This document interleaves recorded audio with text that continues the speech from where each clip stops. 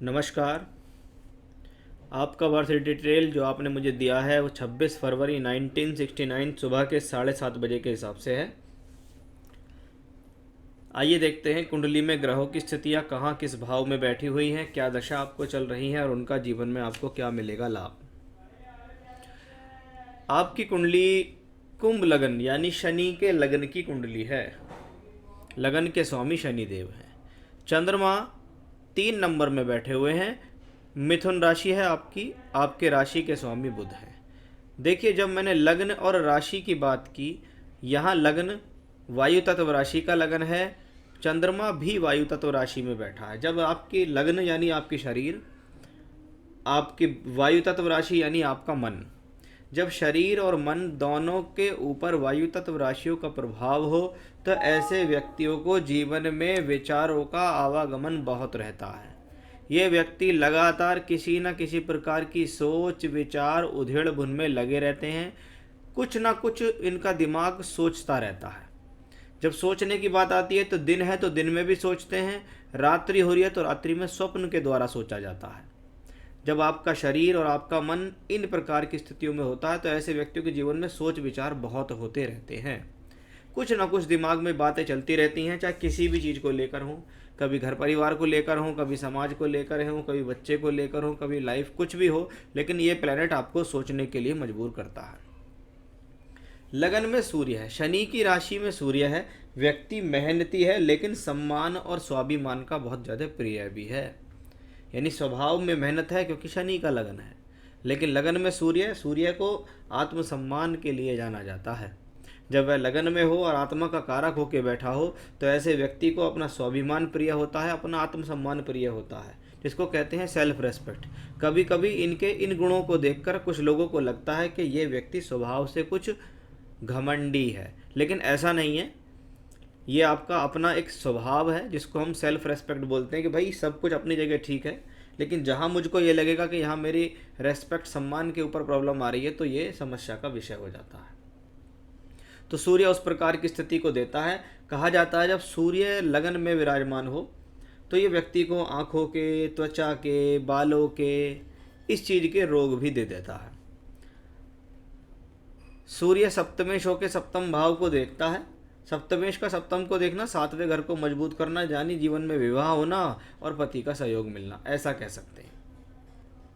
मंगल दशमेश होकर दशम में, और मंगल किसी कुंडली के अंदर दशम भाव में बैठा हो तो 10वां घर आपकी रोज की जिंदगी के कर्मों को भी दर्शाता है और 10वां घर आपके जीवन में आपके प्रोफेशनल लाइफ को भी दर्शाता है। हाँ, दशमेश दशम में है, व्यक्ति कर्म करने वाला है, व्यक्ति कर्म करके आगे बढ़ना चाहता है। व्यक्ति को कोई भी काम मिले कैसा भी, उसको वो कर लेगा। इसको चाहे वो मैं प्रोफेशनल लाइफ को जोड़ूं, चाहे मैं उसकी डेली लाइफ को जोड़ूं कि हाँ, व्यक्ति के भीतर ये क्षमता है कि वह सब काम करने में सक्षम है। दशमेश का दशम में होना, व्यक्ति निर्भीक है, व्यक्ति डरता नहीं है, व्यक्ति परिस्थितियों से लड़ता है और आगे बढ़ता है, इसको हम ये कह सकते हैं। आइए, बहुत मुख्य ग्रह चंद्रमा जिस पंचम भाव में, उसके बारे में बात करता हूँ। देखिए, जब पंचम भाव की बारी आती है तो पंचम भाव से हम संतान को देखते हैं। संतान का भाव पंचम भाव है और संतान का जो प्रबल कारक है वो बृहस्पति है। उसके लिए मैं दोनों चीज़ें आपको दिखाऊंगा। पंचम भाव का मालिक कुंडली में 12वें घर में बैठा है। पंचमेश का अपने से 8वें घर में जाना और लगन से द्वादश में जाना संतान के प्रति चिंता दिखाता है। कभी कभी ये कॉम्बिनेशन संतान में मिसकैरेजेस को भी शो करता है कि जीवन में अगर 2 संतानें हैं तो हो सकता है व्यक्ति को जीवन में गर्भपात का सामना भी करना पड़ा हो। वहीं बृहस्पति संतान का कारक है। कुंडली के अंदर बृहस्पति 5 जगहों का प्रबल कारक होता है। कहा जाता है कि कुंडली में अगर बृहस्पति प्रबल नहीं है तो आप ये समझ लीजिए कि आपको जीवन में इन चीज़ों से संबंधित समस्याएं आएंगी। जैसे संतान से संबंधित समस्या, आपका बृहस्पति यहाँ 6ठे घर में है, 8वें घर में राहु केतु अक्ष पर बैठा है। आपका बृहस्पति संतान कुंडली में, ये चिल्ड्रन का चार्ट होता है, इसमें भी 12वें घर में है, तो दोनों तरफ संतान के प्रति चिंताएं दर्शा रही हैं। संतान जीवन में अगर कुछ सरवाइव कर रही है, संतान जीवन में कुछ कष्ट ले रही है, या आपको कष्टों से संतान प्राप्त हुई, प्रसव पीड़ा ज़्यादा थी, ऑपरेशन से संतान हो गई, या ये कह लो मिसकैरेज या गर्भपात ज़्यादा हो गए तो ये इसी कॉम्बिनेशन से आता है। तो यहाँ संतान के प्रति चिंता और संतान से संबंधित तकलीफ आपकी कुंडली से दिखाई देती है। आपको अपनी संतान के प्रति चिंता है वो भी दिखाई देती है। आपका चंद्रमा मिथुन राशि में पंचम भाव में है तो आपकी चिंताएं संतान से जुड़ी हुई ज़्यादा हैं। आप संतान के बारे में ज़्यादा सोचती हैं, ज़्यादा प्रॉब्लम में रहती हैं, वो यहाँ से दिखता है। अब बृहस्पति को कोष का, पैसे का कारक कहा जाता है। वह बृहस्पति कुंडली के 8वें घर में राहु केतु अक्ष पर बैठा है। जीवन में धन तो ये ग्रह देता है, लेकिन धन का आगमन उतना नहीं होता जितना उसको जीवन में चाहिए। आ रहा है जा रहा है, आ रहा है जा रहा है। संचय उतना ना हो पाना, इकट्ठा उतना ना हो पाना भी धन से संबंधित स्थितियों को दिखाई देता है। अब बात करते हैं राहु, शुक्र और शनि की। शनि लग्नेश होकर दूसरे घर में, लग्नेश दूसरे घर में हो तो व्यक्ति कुटुंबवादी है।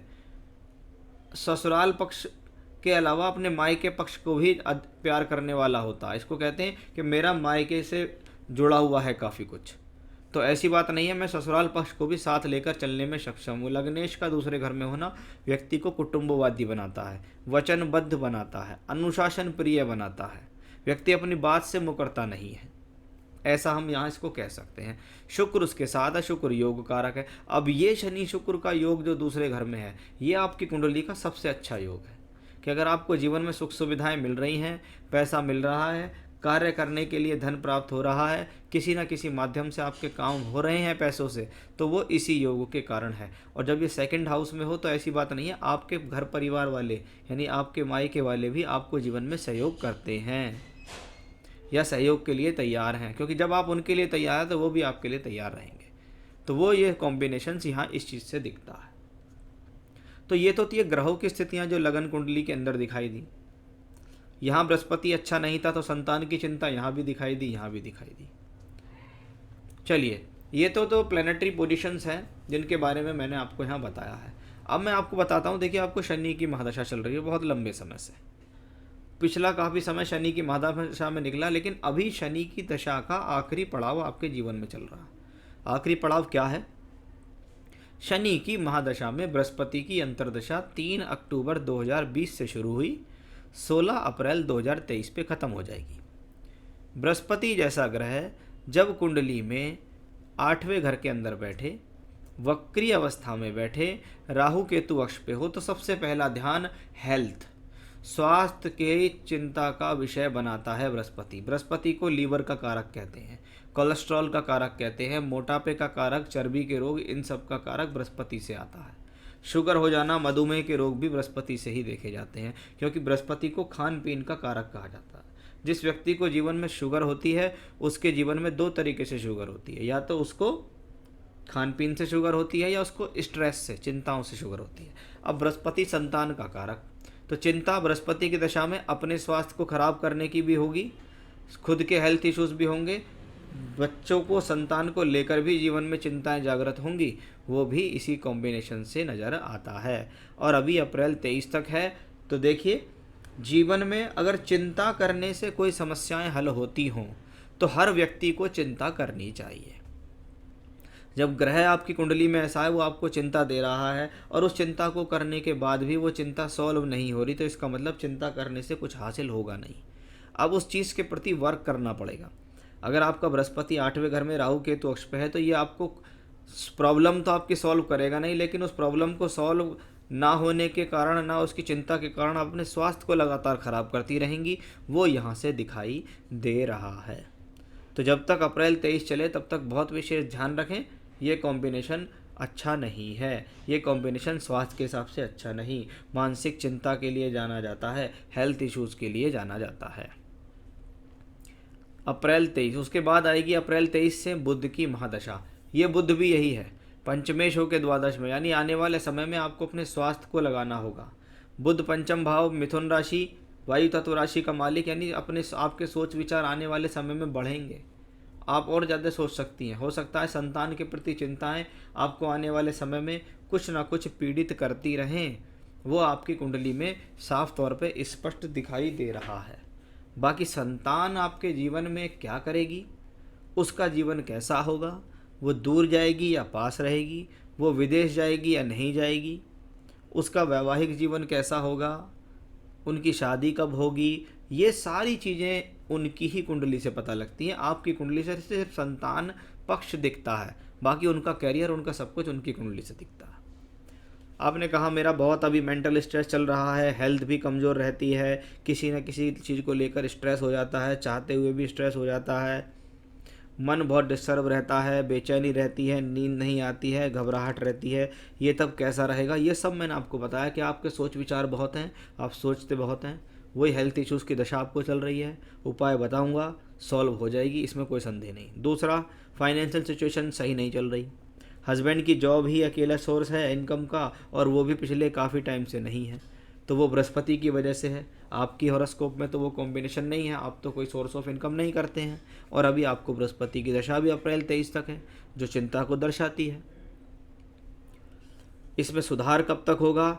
देखिए, अभी अप्रैल 23 तक स्थितियाँ टिपिकल है। उपाय मैं बताऊंगा, अगर आपने वो उपाय किए तो अवश्य ही आपको इन सब चीज़ों में सुधार मिलेगा, चाहे वो स्वास्थ्य हो, चाहे वो मानसिक स्थिति हो, चाहे वो पैसे को लेकर समस्या हो, कुछ भी हो।